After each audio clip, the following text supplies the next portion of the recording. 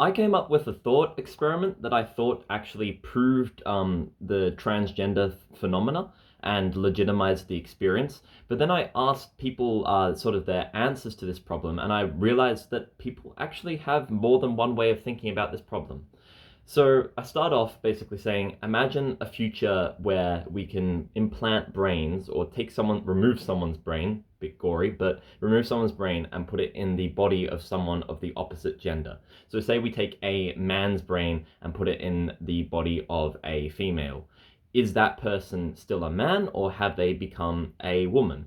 Now, they're probably going to, if this happened to me, personally. If someone took my brain and put it in the body of a woman, I would. Sounds so weird, but I would probably argue that I am still a man. However, when I set this problem to, well, I set it to uh, three different people being my friends. One of them said that they would actually be a woman, which interested me. So I was like, so if we took out your brain and put it in the body of a woman, you would argue that you are now a woman. And they said yes. That is called biological essentialism. And I mean, cool. That is one answer to the problem. I was expecting them to say that they would still be a man.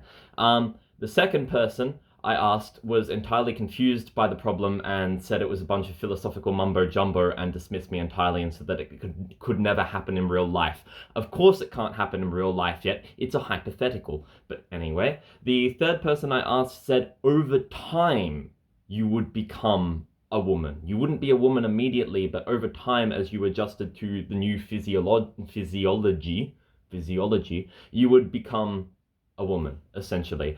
And I thought that was kind of an interesting, almost nuanced answer. But you might be wondering, how does this, in my eyes, prove the transgender phenomena? And I personally think that it shows that identity is in the mind and not the body. I would argue that I would still be a man if you put me in a woman's body. And that is because I see my identity as purely in my mind and or like a sociological construct or just not material.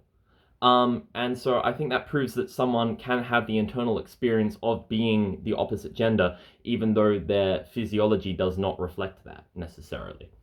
So I'd genuinely be interested to know people's answers to this to this question because there's more than one answer.